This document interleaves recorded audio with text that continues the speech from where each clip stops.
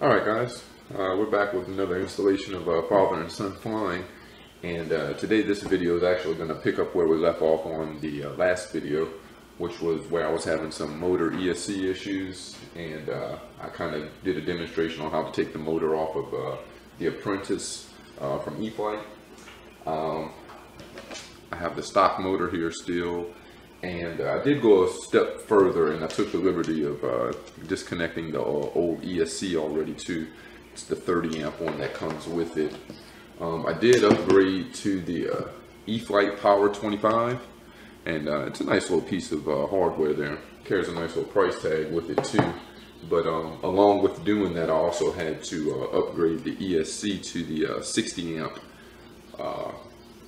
capacity, and because it definitely, this new motor definitely has more of a draw on it than the standard stock motor, and I'm hoping that we get a little bit more performance out of it too. So everything I've read so far, you know, I've gotten pretty good reviews on it. So I also selected this because, I mean, there's many options I could have picked too, but I did pick a E-Flite motor in ESC just because it's an E-Flite plane, and I know I wanted it to have a little more plug and play action. I didn't want to have to rebuild anything or redo too many connections. So, but here I'll kind of give you a little peek inside. You can see the motor's already removed from the last video. You saw how we did that. And I've actually taken the ESC out already, which was located right here. It was kind of glued down in place with a little connector holding it, you know, kind of holding it down. And I just popped that out and took it out. So we're kind of empty there now. It's actually, everything comes ready. You know, as I unplug this one, you have your motor wires. You also have your battery connection. And here is what connects to your receiver. And this has something that the 30 amp doesn't have, which is an on-off switch. And I've already connected the motor, battery, and ESC, and kind of did a dry run to make sure the motor and everything was functioning. And I did notice that this isn't to replace the switch that you have on the side of the craft already, because I tried doing one or the other, and the motor won't function unless both of the switches are turned on. So you can't, you know, skip one or bypass it or anything. I did try to put the motor together, and I was having a little problem. It's probably, I call it a problem because I just never done it before, but apparently it's amazingly easy. And that was how to connect the prop adapter to the motor shaft. And on the stock motor, it does have a shaft already on it that I was unable to get off. I tried pretty good though, but wasn't able to get that off of there. But it does come with a motor mount, and I mean a prop mount, prop adapter, and I wasn't able to get it to stay on very good. One time when I did connect the prop, it shot right off on it, and I do have that on video as well. I can maybe post that later. I'm a little too embarrassed now, but I did see how to get it on correctly, and I'll kind of show you.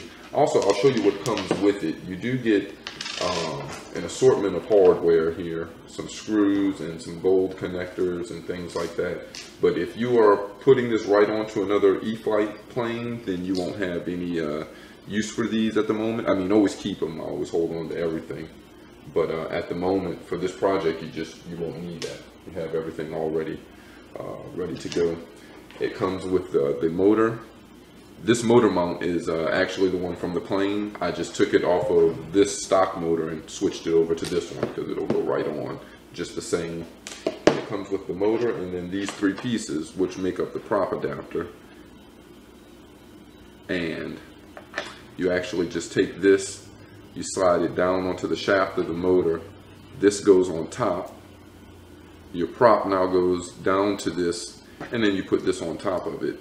And the problem I was having was this whole assembly would just slip right off of the shaft. And I'm a little embarrassed to say this too, that I didn't realize that if you just stick a screwdriver through this hole and bind it down a little harder, it'll make this this flared open end pinch down onto the shaft just like it's supposed to. So I'll actually go ahead and pause the video here, and I'll pick back up once I'm kind of connected everything already. I'll save you a few minutes that it's going to take me to do this, but afterwards I'll let you see how I have everything wired inside and with the motor on. I did pick up a new prop while I was getting my motor. I picked my motor up at the hobby store in Lafayette that I like to go to. Usually has everything I need for this plane so far, so I usually go down there instead of ordering on the internet. I'm a fan of the internet as well, but just having somewhere I can walk in and leave out the same day, you know, I can't express the benefit of that. So I did pick up a new prop because this one, I did kind of whack the ends off of it a little bit on a couple of rough landings, but you know, this one was only $5.99, and I figured with a new motor, I might as well go ahead and put a couple other new accessories on so it'll get the performance that I'm looking for. But we'll pause here, and I'll come back and we'll see how everything's all connected, and hopefully we can get it up there in the air today. All right, see you guys in a little bit. All right, guys, we're back, and I got it all assembled there. It only took about maybe 10 minutes or so. I actually stopped for a little bit and went and got something to eat for a second, but the actual work itself only took about 10 minutes, and what I did was just I first put the ESC in. I'll go ahead and show you what I did there on the inside. The ESC now, you can see is down here in this corner here. It's a good bit bigger than the old one was, but it still fit nicely. I went ahead and put a little two-way tape under the bottom of it, and just a little bit of hot glue in a couple of spots, and I think that'll hold it nicely. It's drying pretty good, so I see it's not moving. I sorted all the wiring through it as well too, just to make sure that we got everything out of the way. You know, I don't want to block any one of these servo arms here, and plus there's a little wiring down here in the hole. I had to try to avoid some stuff there and get it around my receiver, but everything fit nicely, and the motor went on fine. It looks just about almost the same size as the stock motor, but it's actually a little bit beefier though. The ESC connected very easily. It was just plug into the motor and run the battery wire down, and that little on-off switch I mentioned a little earlier, I ran that down with the battery as well. That way I can just access it whenever I plug the battery in. I'll turn the switch on for that ESC. It did come with some extra connections and stuff, the little gold tips, a battery connector, but like I said, I'm using all E-Flite stuff, so this is only if you need to try to convert your stuff to a different wiring system there. I'll go ahead and I waited to install the prop adapter with the collet and put the prop on. So I'll go ahead and do that now. That was a little part that I kind of stumbled with yesterday. It was actually a good day for flying yesterday, and I kind of missed it. Today it's actually pretty windy outside, and I'm not sure if I really want to get up there, but I will. So we'll go ahead and put this on. I can slide it on and do it there first, or I can start putting it together by hand, which that's what I'll actually do, is put the prop on. And I'm sorry, I won't put the prop on just yet. I do have to install this first, and then put the cowl on. Once I put the cowl on and then tighten this one from the outside, then I'll be able to tighten this top cap part down, the part I mentioned that has the hole inside of it there. Reason being, if I put the prop on now, you know, I won't be able to get the cowl over it. I have been faithfully holding on to these 3 little screws here, which are almost microscopic in size, though. I'll show you one of them there. You do have to hold on to them pretty well. They can't get away from you. And this is the part I use the eyeglass screwdriver for, which this basically is just me reversing what I did in the other video when I took the motor off. So now that it's all assembled, I can just go ahead and put this back on and slip this over the tip of that prop adapter there, and start putting on those screws there. I usually put the first one in on the top. I'll go ahead and install this prop adapter on now. So we'll slide this little collet down over this piece that I had just slipped on earlier. And if you ever want to know which way to put it down, it's a flange side up on it, or a flange side against the propeller here. And we'll slip that on like that. Just hold it in place until you can start screwing it on here by hand. And hand tight is about as good as you need to get it, because it's the actual screwdriver through the hole right here that's going to give it that extra leverage that you need. So just hold the prop still, and I kind of line it up straight, and then I just give it about it's a little less than a quarter of a turn, maybe probably about an eighth of a turn once you've had hand tighten it. So you don't want to. I might get it a little bit firmer, so almost a quarter turn, but you don't want to go too far. It's plastic propellant. You don't want to crack it or put any strain on it. But and it looks pretty tight now, and it's not going to slip off either. It's, pulling on it pretty good there. So I'll go ahead and put the wings on now and connect the battery and everything, and we're going to give it a little test run and see how it sounds there.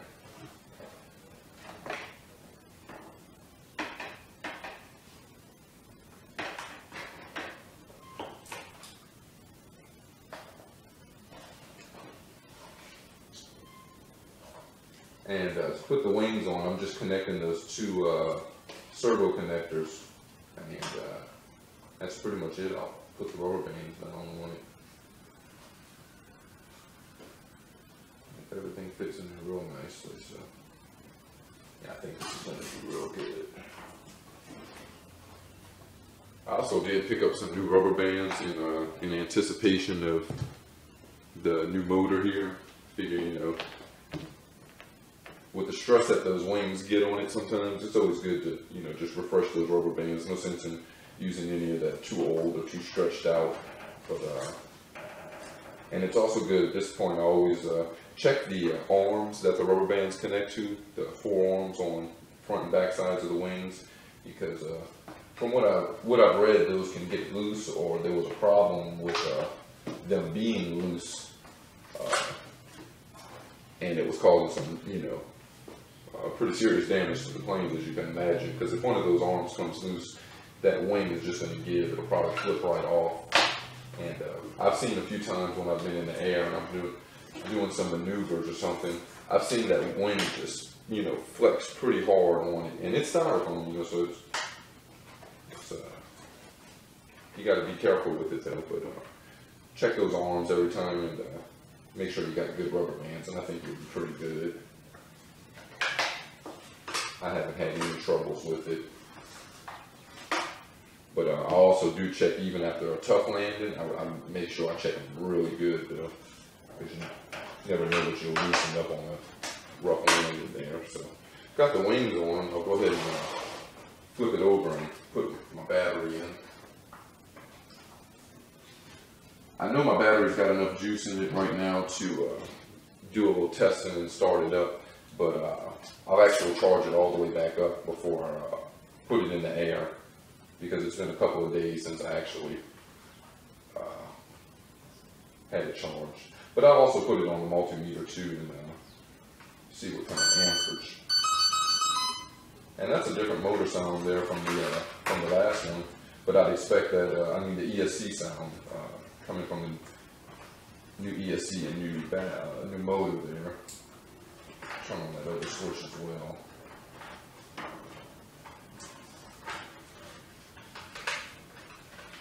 And we'll get it all sucked in there.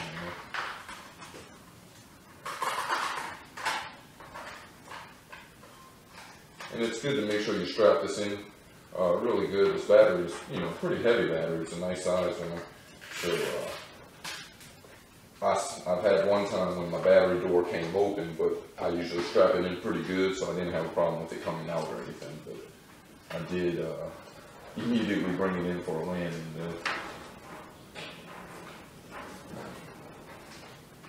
And I don't know if you can hear that on the video there, but I'm listening to the wind blowing outside, and it's kind of blowing the trees and tumbling some stuff out there, so I know it's going to be a pretty rough one out there.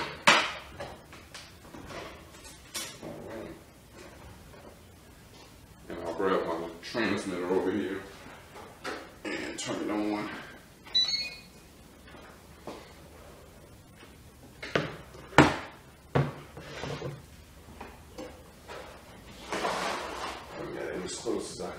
here for you. And I'll go ahead and turn the plane on now too.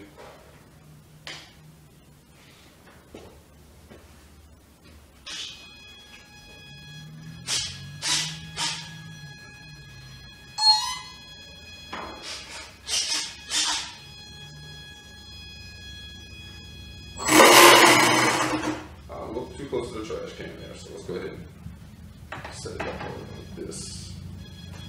Always make sure you got good clearance. You know, that's an easy way to tear something up and break it real quick. I read the specs on this new motor. It's 7,410 RPM. So I mean, that's really nothing you want to play with, though. But we'll go ahead and run it again, though.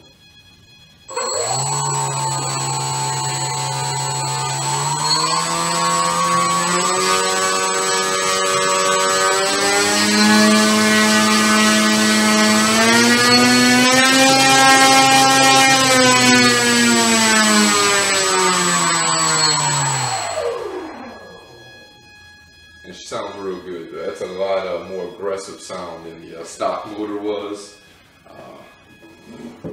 But likely, you know, I expected that kind of performance from it, though. So we'll go ahead and stop here, though, and at least you see now. I hope this helps how to swap out your motor and give it a little upgrade. And I'll go ahead and take some video later. Hopefully, I'll definitely put one on it, and you'll see how it flies. But if I get somebody else here while I'm flying, I'll let them get some video of me. But I'll go ahead and end it here and wrap it up. But I hope this helped anybody, and if you got any comments or something, just post them down.